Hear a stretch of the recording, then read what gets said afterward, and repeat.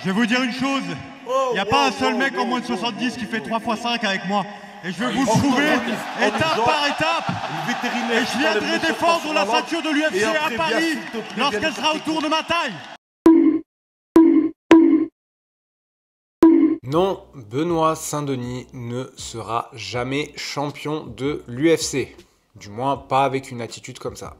Salut à tous, je suis Golden Fighter, très heureux de vous retrouver pour une nouvelle vidéo. Et aujourd'hui, on parle de Benoît God of War Saint-Denis.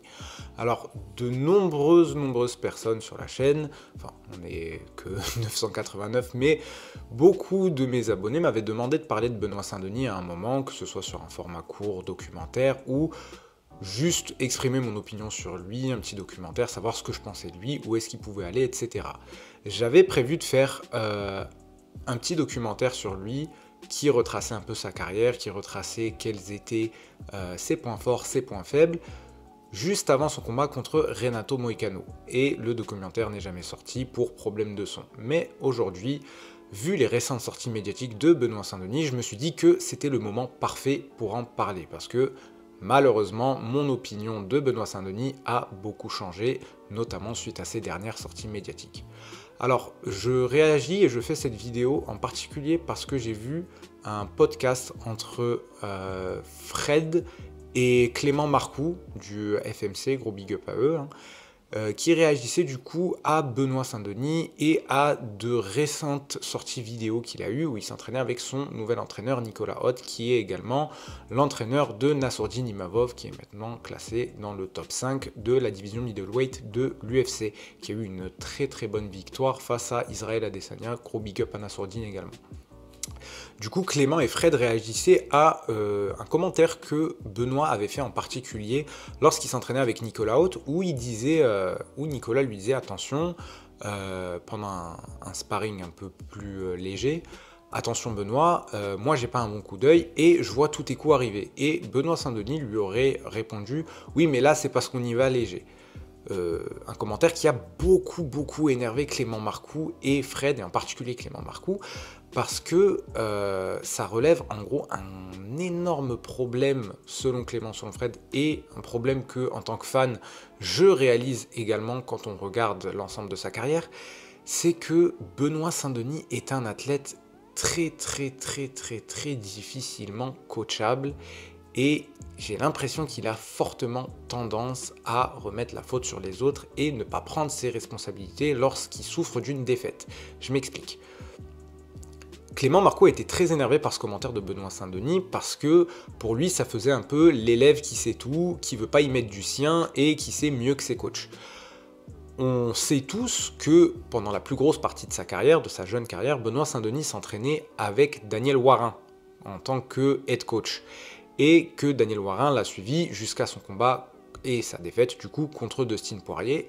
Et suite à cette défaite, il aurait du coup choisi de changer son camp d'entraînement, de partir avec d'autres gens pour son combat contre Renato Moicano. Cependant, si on regarde sa carrière à l'UFC en particulier jusqu'à son combat contre Dustin Poirier, il n'y a pas réellement de problème de coaching en fait. Bon, tu perds face à Dustin Poirier qui était à ce moment-là numéro 3 dans la division des lightweight. C'était quand même un énorme step-up pour Benoît qui venait tout juste d'arriver dans la compagnie et qui avait 2 ou 3 victoires assez impressionnantes en lightweight. Mais de là à aller prendre Dustin Poirier qui est, je le rappelle, champion intérimaire de la division des lightweight, qui a combattu des noms comme Khabib Nurmagomedov, Max Holloway, Justin Gaethje, Michael Chandler, Conor McGregor, ça faisait peut-être un peu trop gros, un peu trop vite pour Benoît Saint-Denis. Et, je tiens à le dire, pendant son combat contre Dustin Poirier, Benoît n'a pas démérité. Il livre quand même un premier round qui est très impressionnant, il met une forte pression à Dustin, mais l'expérience de Poirier, parce que c'est quand même pratiquement 15 ans, même je ne sais pas si c'est 20 ans d'expérience dans les sports de combat et surtout dans le MMA pour Dustin Poirier, ben pour un gars aussi jeune que Benoît et qui a une carrière aussi jeune que lui, forcément ça le rattrape. Deuxièmement, on remarque que entre le premier et le deuxième round, Daniel Warin donne un conseil très important à Benoît, c'est arrête d'aller à la bagarre.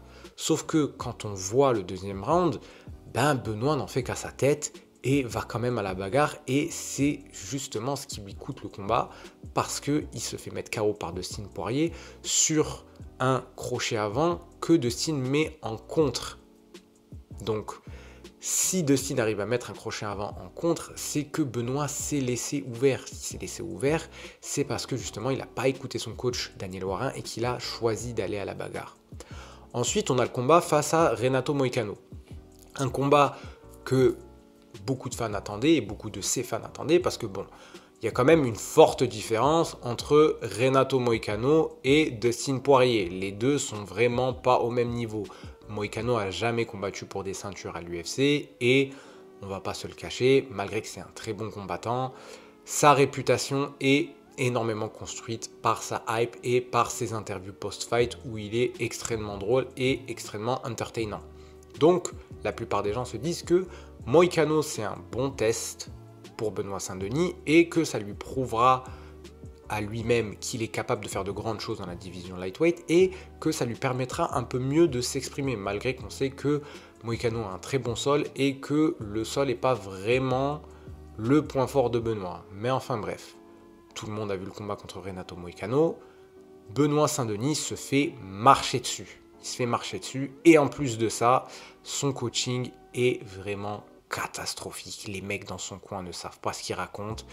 Il y a zéro conseil technique, c'est juste à base de vas-y Benoît, va à la guerre, amuse-toi, fais ce que tu sais faire, etc. etc. Des trucs que n'importe quel mec du bar ou du bureau de tabac d'à côté aurait pu lui dire s'il avait été dans son coin. Ensuite, pour son combat contre Prepolec, Benoît Saint-Denis rejoint la team de Nicolas Hoth, un combat où il décroche une victoire par soumission au deuxième round. Très bien, ça relance sa carrière. Sauf que pour moi, il y a un vrai problème, c'est que en très peu de temps, Benoît Saint-Denis jongle quand même avec différents coachs et passe d'un camp à l'autre, à l'autre, à l'autre, à l'autre, sans réellement poser ses bagages quelque part et prendre le temps d'apprendre. De plus, suite à sa séparation avec Daniel Warin a été très très très vocal sur le fait que c'est lui qui a construit Benoît Saint-Denis et qu'il avait l'impression que Benoît Saint-Denis lui crachait à la gueule. Mais en même temps, lorsqu'on voit ce que Benoît Saint-Denis a dit dans son interview pour The MMA Hour de Ariel Helwani, où il disait qu'il n'a jamais vraiment eu de head coach, je suis désolé, mais ça c'est un vrai crachat à la gueule parce que c'est clairement le poste que Daniel Warin occupé pour Benoît Saint-Denis. C'était clairement le head coach, c'était lui qui formulait les game plans et qui les donnait à Benoît et qui entraînait Benoît pour des victoires. Du coup, de dire que Benoît n'a jamais eu de head coach, que lui-même n'a jamais eu de head coach et qu'il ne savait vraiment pas quoi faire, c'est quand même un fort crachat à la gueule de la part de Benoît pour son ancien coach Daniel Warin. Et c'est ce genre d'attitude-là où Benoît rejette la faute sur d'un côté Daniel Warin, de l'autre son deuxième camp d'entraînement, et là sur le fait qu'il n'a jamais eu de head coach, qui me fait dire qu'avec ce genre d'attitude et cette espèce d'attitude volatile de voguer d'un camp à l'autre, à l'autre, à l'autre, à l'autre, ça va être très compliqué de devenir champion de l'UFC. En général, les champions de l'UFC, c'est des mecs qui sont restés pendant très longtemps avec les mêmes coachs. Et on le remarque même chez un champion, lorsque le champion change son entourage, en général, c'est jamais vraiment bon signe. Quand un champion change d'entourage, change de team et change de manière de faire, c'est en général là où il perd sa ceinture. Et puis de plus, un fighter qui est très volatile, c'est un fighter qui n'a pas le style de vie qui lui permet du coup de devenir champion. Pour devenir champion de l'UFC, à mon sens et au sens de beaucoup d'experts, il faut prendre le temps de rester dans une team avec un coach, apprendre à se connaître, développer une vraie relation coach-élève et puis surtout intégrer le système du coach qui t'entraîne. Et c'est grâce à ce système que tu intègres et que tu penses être le meilleur pour toi, que tu travailles pendant des années et des années, que ça va te permettre d'atteindre le top 10, le top 5, puis un combat pour la ceinture, et là, finalement, devenir champion. Mais avec une attitude aussi volatile et une attitude où on ne prend pas vraiment ses responsabilités, je pense que ça va être très très très tendu pour Benoît de devenir champion, limite impossible. Dites-moi ce que vous en pensez dans les commentaires. N'oubliez pas de liker cette vidéo, de la partager, de vous abonner, de cliquer sur la cloche de notification pour être notifié dès que je sors une nouvelle vidéo. Et surtout, dites-moi votre avis dans les commentaires, ça compte énormément pour moi. J'ai été Golden Fighter et je vous dis à la prochaine pour une nouvelle vidéo. Peace!